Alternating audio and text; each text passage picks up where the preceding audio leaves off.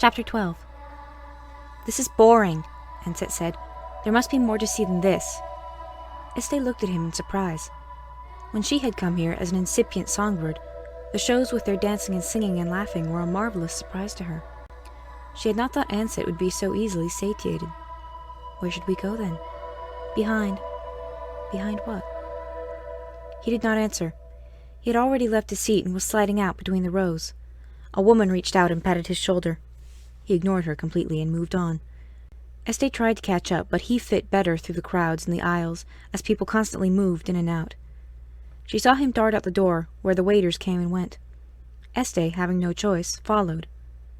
Where was the fear and shyness of strangers that normally kept children from the songhouse in line? She found him with the cooks. They laughed and joked with him, and he echoed their laughs and their mood and made it happier as he talked virtual nonsense to them. They loved it. "Your son, lady?" "My son." "Good boy. Wonderful boy." Ansett watched as they cooked.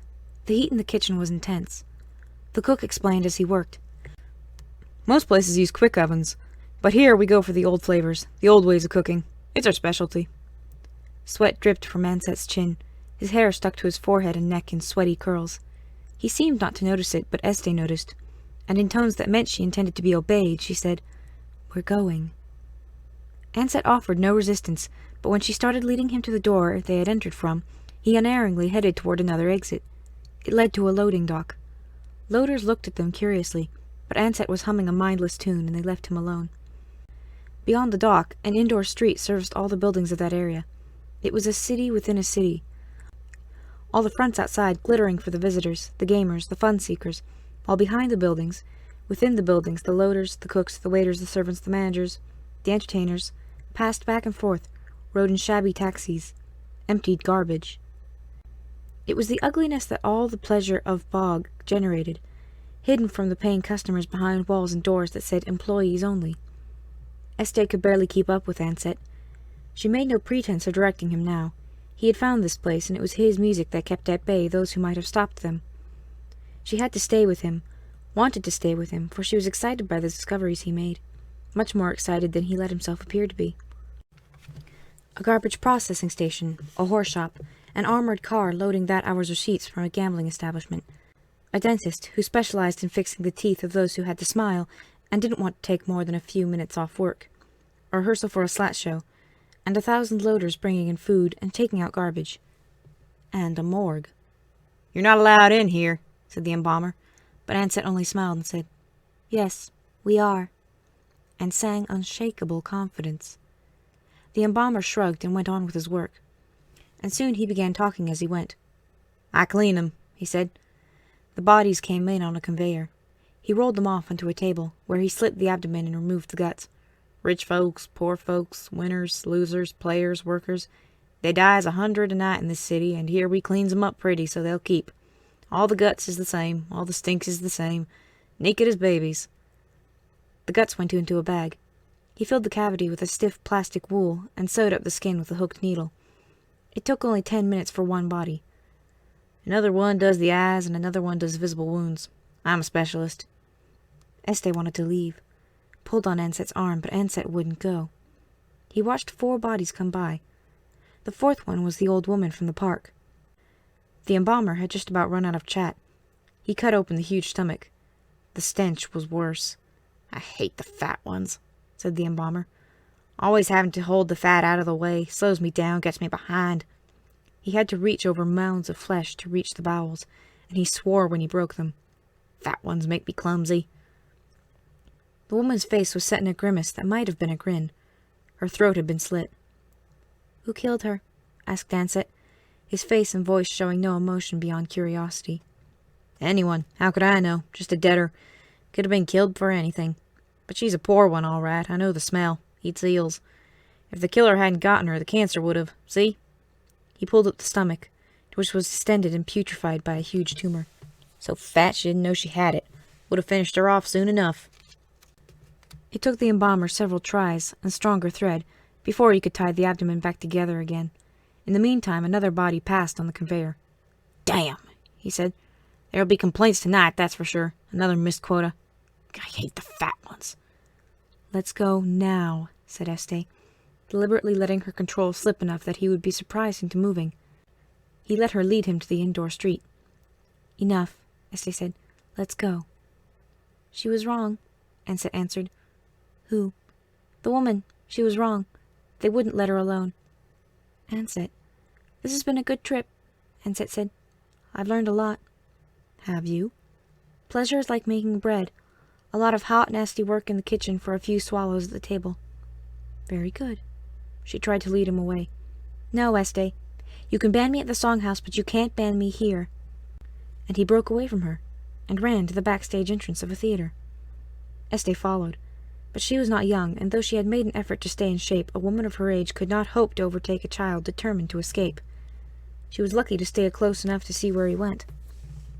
An orchestra was playing to a full hall, and a woman on the stage was dancing nude. An equally naked man waited in the wings. Ansett stood behind one of the illusions, rigid as he sang.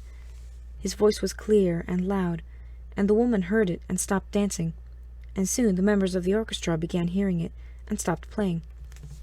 Ansett stepped through the illusion and walked out onto the stage, still singing. Ansett sang to them what they had been feeling, what the orchestra had been pathetically incompetent to satisfy. He sang lust to them, though he had never experienced it, and they grew passionate and uncontrollable. Audience and orchestra and the naked woman and man. Este grieved inwardly as she watched it. He will give them everything they want. But then he changed his song. Still without words, he began telling them of the sweating cooks in the kitchen, of the loaders at the dentist, of the shabbiness behind the buildings. He made them understand the ache of weariness, the pain of serving the ungrateful. And at last he sang of the old woman, sang her laugh, sang her loneliness and her trust, and sang her death, the cold embalming on a shining table. It was agony, and the audience wept and screamed and fled the hall, those who could control themselves enough to stand. Ansett's voice penetrated to the walls but did not echo. When the hall was empty, Este walked out onto the stage. Ansett looked at her with eyes as empty as the hall. "You eat it," said Este, "and you vomit it back fouler than before. I sang what was in me. In you? None of this ever got in you. It came to the walls and you threw it back." Ansett's gaze did not swerve. "I knew you would not know it when I sang for myself." "It was you that you did not know," Este said. "We're going home." "I was to have a month." "You don't need a month here. Nothing here will change you." "Am I an eel?" "Are you a stone?" "I'm a child." "It's time you remembered that." He offered no resistance. She led him to the hotel, where they gathered their things and left Bog before morning. It all failed, Este thought.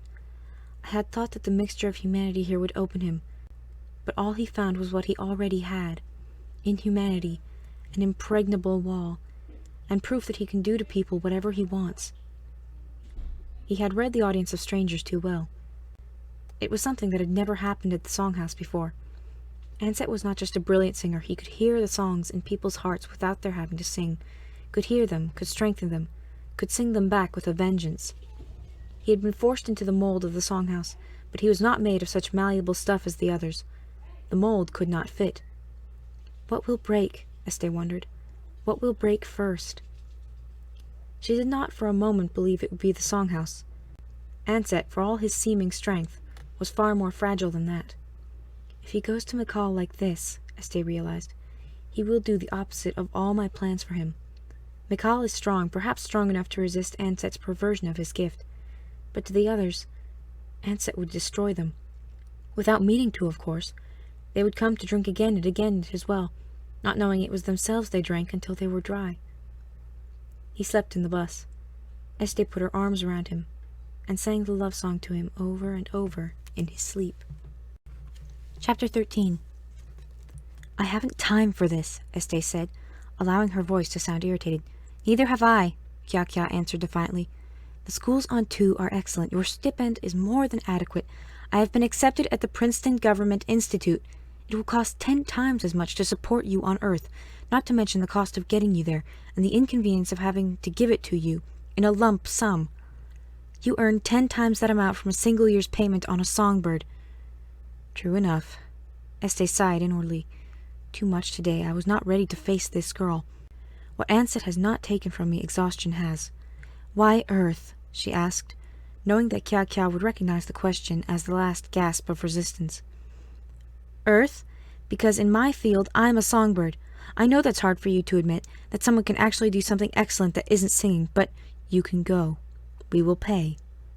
The tone of voice was dismissal. The very abruptness and unconcern of it made her victory feel almost like a letdown. Kya Kya waited for a few moments, then went to the door, stopped, turned around and asked, When? Tomorrow. Have the bursar see me.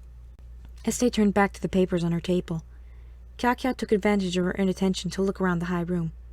I chose you for this place, Kya Kya thought, trying to feel superior. It didn't work. It was as Harai had said. She made the obvious choice. Anyone who knew the songhouse would have named Estee to the office. The room was cold, but at least all the shutters were closed. There were drafts, but no wind. Apparently Estee did not intend to die soon. Kya Kya looked at the window where she had almost fallen out. With the shutters closed, it was just another window, or part of the wall. The room was not kilometers above the ground. It was as low as any other building. The songhouse was just a building. She did not care whether she never saw it again, felt no lingering fondness for its stone, refusing to dream of it, did not even demean herself by disparaging it to her friends at the university. Her fingers brushed the stone walls as she left. Estee looked up at the sound of Kya Kya's leaving, finally gone. She picked up the paper that concerned her far more than the needs of a deaf who was trying to avenge her failure. Songmaster Estee, Mikal has called me to Earth to serve in his palace guard. He has also instructed me to bring his songbird back with me. It is my understanding that the child is 9. I have no choice but to obey. I have arranged my route, however, so that Toh is my last stop. You have 22 days from the date of this message. I regret the abruptness of this, but I will carry out my orders. Richter's Ashen. The letter had been transmitted that morning. 22 days. And the worst of it is, Ansett is ready. Ready. I am not ready. 22 days. She pushed a button under the table. Send Ansett to me.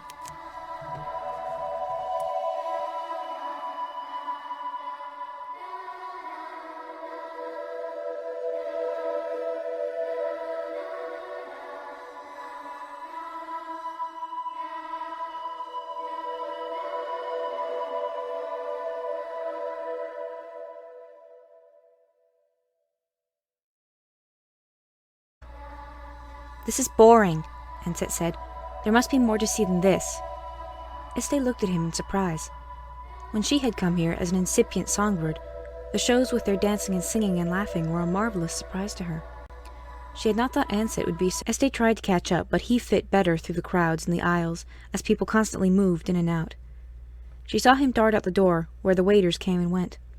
Estee, having no choice, followed.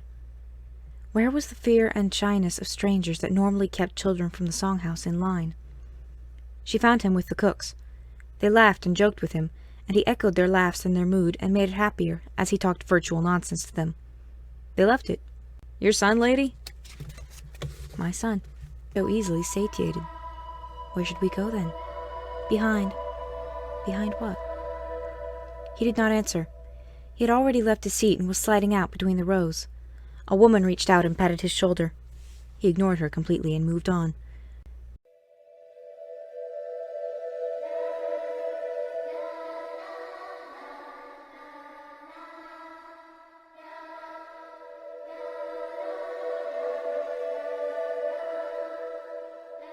Chapter 12.